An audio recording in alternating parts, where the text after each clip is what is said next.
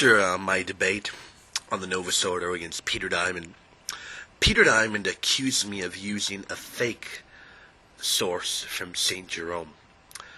According to him, what he did in his research, which took a few days for him to find on his work on illustrious men, where Saint Jerome mentions Saint Ephraim, Peter Dimond thought that I was referencing that piece, and indeed calls me a liar and calls me deceitful, and thinks that his smear attack on me is actually going to upset me.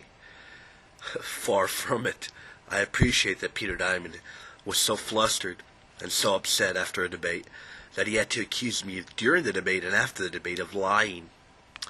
Well, unfortunately for Peter Dimond, he really doesn't know what he's talking about.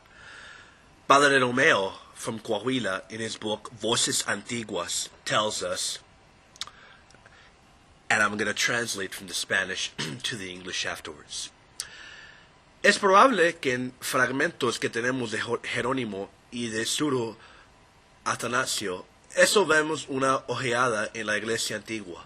Jerónimo parece haber leído a las oraciones de Efraín en su totalidad en la iglesia en Traquia, después del servicio comunal.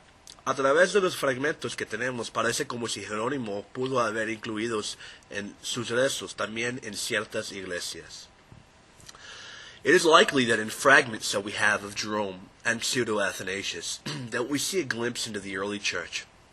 Jerome seems to have read the Oraciones de Efraín, the prayers of Ephraim, and literally in the Spanish, the homilies was translated to Oraciones. He's referring to the homilies of Ephraim, and their totality in the church at Thrace after the communal service. Through fragments that we have, it seems as if Jerome may have included them in his prayers as well in certain churches.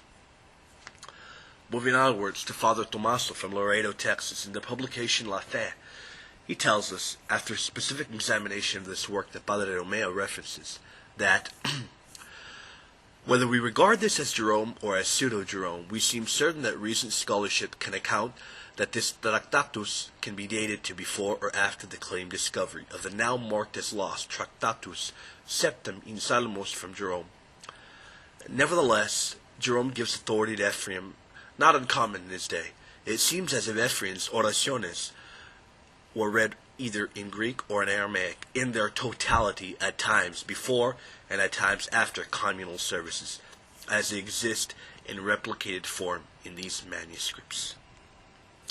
What Peter Dimond needs to realize is that Schaff did not and could not have translated every single work of Jerome's into the English.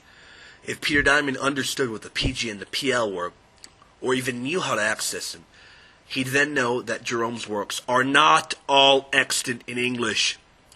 It is an elementary error of a beginner in theological studies to assume that a church father has all their works extant in translated English.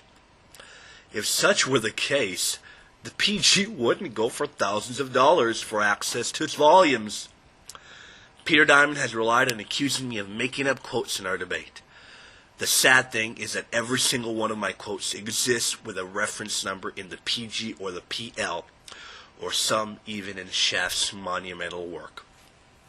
The burden of proof is on Peter Dimond.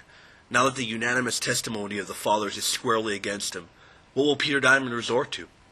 How will he render all the quotations, including the testimony of the great Jerome, as spurious? Will he now say that West Syrian rites had corrupted anaphorus come into play again? Or will he say I created a quotation that doesn't exist? Listen to the debate over. Peter Dimond was lost in the biblical text, lost in the fathers, and he had no idea about what Trent had formally defined. Watch his videos. He did a few videos on the aftermath of the debate, and he incorrectly cited Denzinger. He had no idea what Trent was talking about. I had to show Peter Dimond where the Denzinger source was, and he still doesn't get it. It's no wonder that Peter Dimond won't debate the validity of Vatican II with me. It wouldn't be wise for his side to have to resort to claiming quotations are fallacious once again. In the end, the only one with mud on their face is Mr. Dimond. God bless everyone.